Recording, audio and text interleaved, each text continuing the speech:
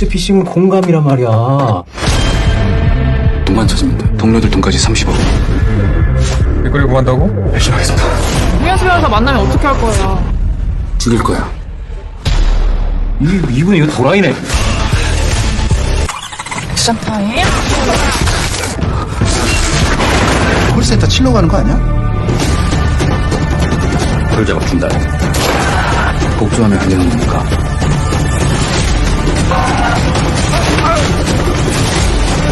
지금 맛좀 보여주자 우리!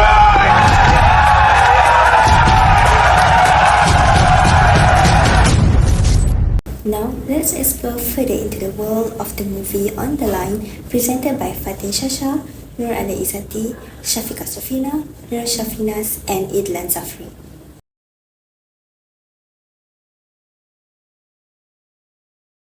Good day, I bid to Madam Rose. I will start presenting the synopsis of the film On the Line, directed by Kim Gok and Kim Son, which delves into the theme of voice phishing in the era of smartphone technology. Voice phishing, also known as vishing, is a type of scam where fraudsters use phone calls to deceive individuals into providing sensitive information or transferring money.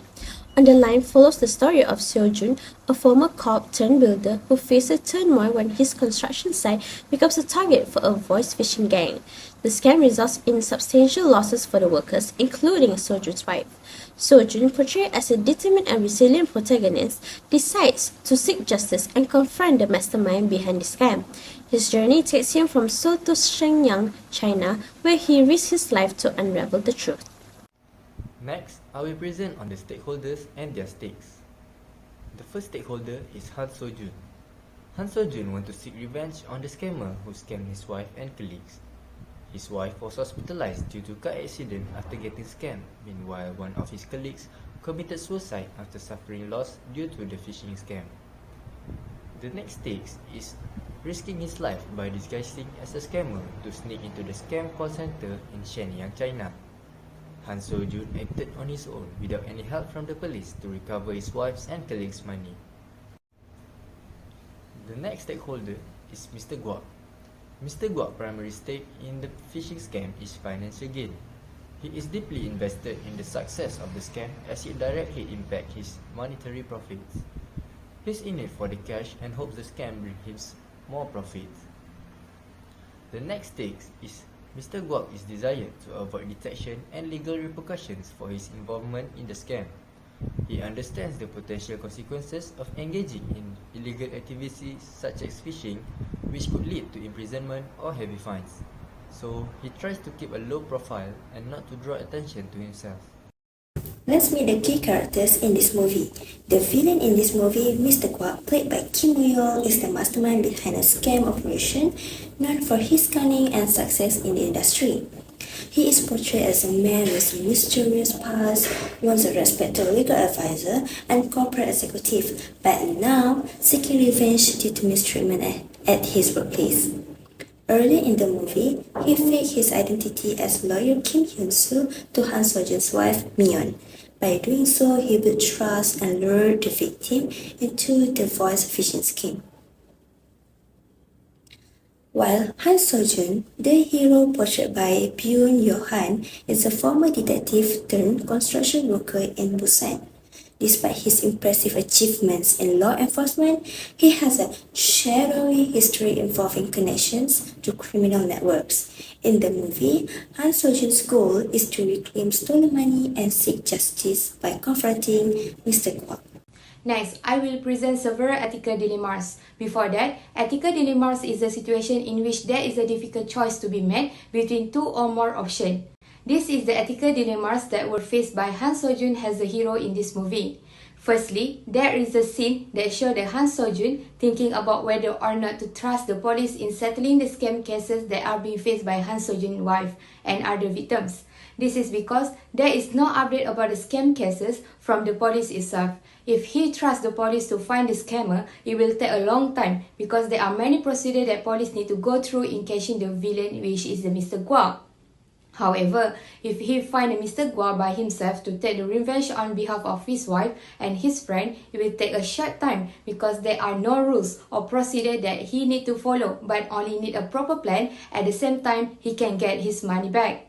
Secondly, this is the scene where the Han Sojun is thinking about whether or not to follow the instruction of another scammer to scam the victim when he was undercover to work with Mr. Guo and the team in China. If he continued to deceive the victim and the victim will be tricked, it will give the victim a hard time because the victim will lose a larger amount of the money. But if he does not do it, the victim will not be tricked into transferring the money into a suspicious account.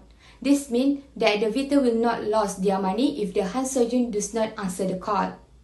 Next, this is the ethical dilemmas that were faced by villain in this movie, Mr. Guo. Firstly, this is the scene where the Mr. Guo is thinking about whether or not to tell the Han Sojun as a part of his development team under the Mr. Guo that work to prepare the professional script and discuss their next target of the people that they want to scam. Han Sojun tells the Mr. Guo that he is a drug dealer in order to convince the Mr. Guo to include him in the team. However, Mr. Guo always checks Han Sojun's hands to ensure that Han Sojun is lying or telling the truth. This shows that Mr. Guo is in an ethical dilemma whether to accept the Han Sojun or not. This is another ethical dilemma that being faced by Mr. Guo. These are the scenes that show Mr. Guo thinking about whether or not to follow the instruction from his boss. This is because he knows that his boss does not consider him as a colleague but rather as a servant only. In this scene, his boss says, "Know your place and follow the order." And since when did a dog smoke with his owner? Through the telephone call. The dog here refers to the Mr. Guo. Next, I will explain the reason of the actions taken by the villain in the theological point of view. Theological reasoning explains things according to the ultimate purpose, reasoning backwards from the end. You are surely familiar with the theological statement that everything happens for a reason. In this scene, one of the side characters, which is Sojun's friend, had committed suicide as he was frustrated of being scammed from the voice phishing. Besides that, there is a scene where people had lost their minds after knowing they were being scammed of being accepted to a new job. Hundreds of applicants were called and all of them had fallen for the trap set by Mr. Guo had predicted. In this scene, the head police had comforted the public to stop self-blaming as they were all innocent and were helpless during those times. He had hoped for a lower rate of voice phishing in the future. Based on the scenes that were shown and explained, the villain, Mr. Guo's action was unethical as it had resulted in bad outcomes that had affected everyone. Now, let's discuss the actions taken by the hero Han Sojun from a deontological point of view. This viewpoint holds that actions are evaluated on the basis of whether they adhere to particular moral obligations or standards independent of the results. To put more simply, it refers to acting morally because it is our responsibility regardless of the results. Han Sojun's action of quickly helping his colleague from falling at the construction site may be considered unethical from a deontological perspective. While he demonstrates compassion and responsibility towards his colleague, his actions may be viewed as violating the principle of duty of care. By intervening without proper safety equipment or training, Han Sojun put both himself and his colleague at risk of injury. From a deontological standpoint, prioritizing the immediate safety of his colleague over following proper safety protocols may be seen as compromising ethical principles. While his intentions were good, the potential consequences of his actions could outweigh the perceived benefits. Han Sojun felt a deep obligation to protect his loved ones when his wife became ill and his manager died because of the scam. Therefore, he was determined to recover those stolen funds by any means necessary. Initially, Han Sojun's action included identifying the animal's construction worker involved in the scam by recognizing a tattoo. He then assisted the general manager part in evading the police to secure a job opportunity in China. Despite being aware of the risk involved, Han Sojun willingly put himself in danger by becoming a central figure in the scam operation. While Han Sojun's intentions were noble in seeking justice and protecting his loved ones, his methods are considered unethical by resorting to deceitful and potentially harmful actions such as resisting in abiding the law and participating in the scam operation. In this regard, his actions are not aligned with the duty to protect in a morally upright manner, as they involve compromising ethical values for personal gain. Han Seo-jun's use of deception to manipulate the police and fake his identity to secure a job in China represents a departure from ethical principles, particularly from a deontological perspective. Han Seo-jun's deceitful behavior violates the fundamental principle of honesty and integrity. By fabricating his identity and using someone else's credentials, he breached the duty to be truthful and transparent in his actions.